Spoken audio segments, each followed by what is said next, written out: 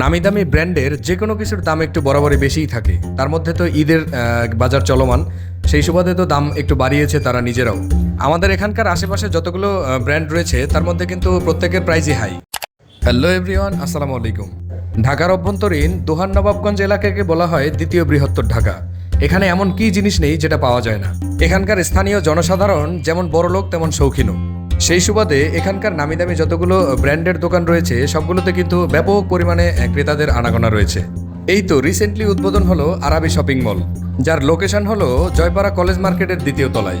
লোকমুখে শুনেছি আরাবি শপিং মলের কথা, তো আজকে ভাবলাম যে আমরা নিজেরাই একটু গিয়ে দেখি ওখানকার পণ্য কেমন বা তাদের প্রদর্শনীটা কেমন হচ্ছে। তো শোরুমের মেইন ফটক দিয়ে ভিতরে প্রবেশ করতেছিলাম। তাদের ডেকোরেশনটা কিন্তু ছিল চমৎকার। ভেতরে প্রবেশ করতেই তারা কিন্তু আমাকে হাই বলে স্বাগতম জানিয়েছে এবং এই ভাইয়ের সাথে গিয়ে সালাম দিয়ে মত বিনিময় করলাম।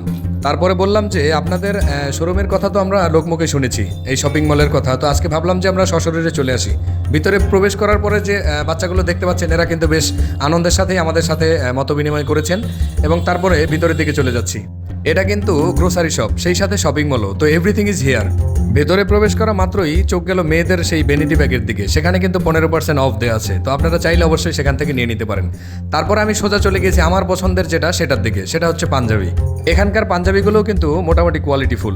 এই পাঞ্জাবিগুলোর প্রাইস কিন্তু প্রত্যেকটা হাজারের নিচে, তো আমাদের আসলে নাগালের ভেতরেই রয়েছে। গত 2 দিন আগে যে আমি ভিডিও আপলোড করেছি সেটা ছিল টপ 10-এর, আর সেখানকার প্রত্যেকটা পাঞ্জাবির প্রাইস ছিল 4,000 5,000 থেকে শুরু করে একেবারে 15-20 হাজার পর্যন্ত তাদের পাঞ্জাবির কালেকশন রয়েছে। এখন আপনাদের প্রশ্ন হতে পারে দাম যেহেতু বেশি, কোয়ালিটির মধ্যে অবশ্যই ডিফারেন্ট আছে। হ্যাঁ, অবশ্যই ডিফারেন্ট আছে। যেহেতু দাম তারা বেশি নিচ্ছে, কাপড়ের মানও হয়তো বা ভালো দিচ্ছে। আর এখানকার কাপড়ের মান যে একেবারে খারাপ তাও কিন্তু নয়। এখানে যে পাঞ্জাবি প্যান্ট এবং টি শার্টগুলো রয়েছে সেগুলোর কালেকশন কিন্তু মোটামুটি, তবে তারা কিন্তু এখন পর্যন্ত তাদের এই যে গ্রোসারি শপ বা শপিং মল কমপ্লিট করতে পারেনি। এখন অনেক কাজ বাকি ভিতরে। যথাসম্ভব তারা চেষ্টা করতেছে যে ঈদের আগেই আসলে কমপ্লিট করার, কারণ ঈদের বাজারটা তো তাদের ধরতে হবে, তাই না? অত্র অঞ্চলে অনলি ওয়ান সুপার শপ ছিল স্বপ্ন, এখন বর্তমানে কিন্তু তাদের টেক্কা দেওয়ার জন্য চলে এসেছে আরাবি শপিং কমপ্লেক্স বা আরাবি শপিং মল। এখানকার এই পায়জামাগুলোর দামও কিন্তু মোটামুটি আমাদের নাগালের ভিতরে রয়েছে, 599 টাকা করে। আর এই যে গ্যাবার্ডিং প্যান্টগুলো রয়েছে সেগুলোর দাম একটু বেশি মনে হয়েছে আমার কাছে, তবে অন্যান্য নামি দামি ব্র্যান্ডের তুলনায় একটু কম। সেই সুবাদে কিন্তু মোটামুটি মিডল ক্লাস যারা রয়েছেন তারা কিন্তু অনায়াসেই এখান থেকে শপিং করতে পারেন খুব ইজিলি। এরপরে চলে এসেছি জিন্স প্যান্টের দিকে। এখানকার প্যান্টগুলোর দামও কিন্তু মোটামুটি 1400-1500 টাকা করে, তবে কালারগুলো বা এটার ডিজাইনগুলো আমার মোটেই চয়েস হয় নাই, যার ফলে সেখানে কিন্তু আমি একটু দাঁড়াইনি। তারপরে আবার চলে গেলাম পাঞ্জাবির দিকে। প্রত্যেকটা পাঞ্জাবি কিন্তু দেখতে খুব সুন্দর, তবে এই পাঞ্জাবিটার দাম একটুখানি বেশি মনে হয়েছে ক্যাটাগরির তুলনায়। তারপরেও খারাপ না, চলে মোটামুটি। এটার ভিতরে প্রবেশ করার পরে ইন্টেরিয়াম যে ডিজাইনগুলো রয়েছে, মানে ডেকোরেশনগুলো রয়েছে, সেগুলো কিন্তু একেবারেই চোখ ধাঁধানো। তারপরেও একটা মাইনাস পয়েন্ট আমার কাছে যেটা মনে হয়েছে সেটা একটু গরম লাগতেছিল ভিতরে।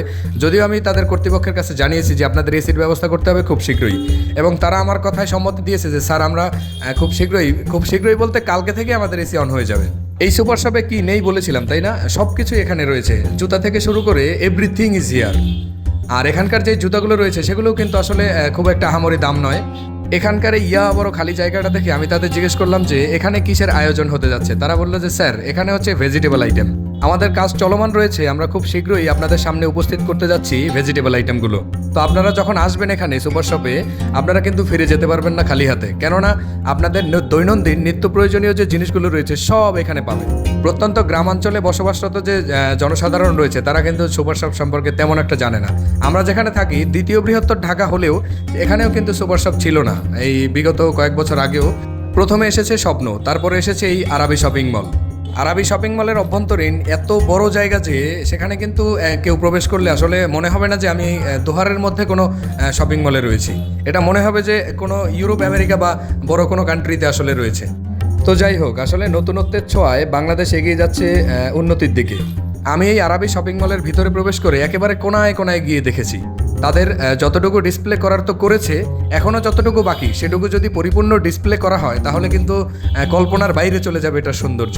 সুপার শপ এবং শপিং মল দুইটা একসাথে হওয়াতে তাদের কিন্তু প্লাস পয়েন্ট হয়েছে। এখন মানুষ যে কারণেই যাক সেখানে কিছু না কিছু তাদের প্রয়োজন হবেই। যে কেউ এখানে হাঁটতে হাঁটতে চলে আসলেও মনে হবে যে কিছু একটা নিয়ে যায়, কেননা এখানে আমাদের নিত্য প্রয়োজনীয় জিনিসগুলোই বেশি রয়েছে। আর তাছাড়া এখানে যে ফিমেল কালেকশনগুলো রয়েছে সেগুলো কিন্তু মোটামুটি ভালোই। এদিকে ওদিকে দেখতে দেখতে হুট করে আমার চোখ চলে গেল এই ওয়ালেটের দিকে। এই তো 2 দিন আগে যখন টপ 10-এ আমি ভিডিও করেছি তখন দেখলাম যে একটা ওয়ালেটের দাম 2600 টাকা, যেটা মোটামুটি এক্সপেন্সিভই বলা চলে। তো যাই হোক, আমরা সেদিকে না যাই। তারপরে চলে আসলাম এই যে চকলেটের দিকে। এখন যেহেতু গ্রোসারি শপ, সেহেতু আসলে সব জিনিসই পাওয়া যাবে। চকলেটগুলো দেখতেছিলাম আর দামটা জিজ্ঞেস করলাম যে এটার প্রাইস কত। তো তিনি আমাকে খুব সুন্দর করে উত্তর দিলেন যে এইটার প্রাইস এত, এইটার প্রাইস এত। তো এগুলো দেখতে দেখতে যখন হুট করে আমার ওয়ালেটের দিকে চোখ গিয়েছিল, তখন কিন্তু খুব সুন্দর একটা কথা আমার মনে পড়েছিল। যেমন ধরেন আপনার কাছে 1,000 টাকা আছে, তো সেই টাকা দিয়ে যদি আপনি একটা ওয়ালেট কিনেন আর সেই ওয়ালেটটা যদি থাকে খালি, তাহলে সেটার কোনো মূল্যই নেই। আর যদি আপনি সেই টাকা দিয়ে 100 টাকায় একটা ওয়ালেট কিনেন আর ভিতরে 900 টাকা রাখেন, তাহলে সেই ওয়ালেটের দাম কিন্তু অনেক বেশি হয়ে যায়। তো এইটা হচ্ছে বুদ্ধিমানের কাজ। এখন বেশি এক্সপেন্সিভ যে জিনিসগুলো রয়েছে সেগুলো আসলে সবার জন্য নয়। আমরা যারা মিডল ক্লাস রয়েছি তাদের মোটামুটি হলেই চলে, একেবারে উচ্চবিত্তদের জন্য হয়েছে এগুলো।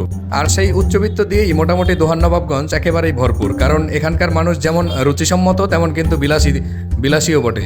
বিলাসী হবারই কথা, কারণ দোহান-নবাবগঞ্জে এরকম কোনো ঘর নেই যেখানে মানুষ আসলে বিদেশ থাকে না, দেশের বাইরে থাকে না।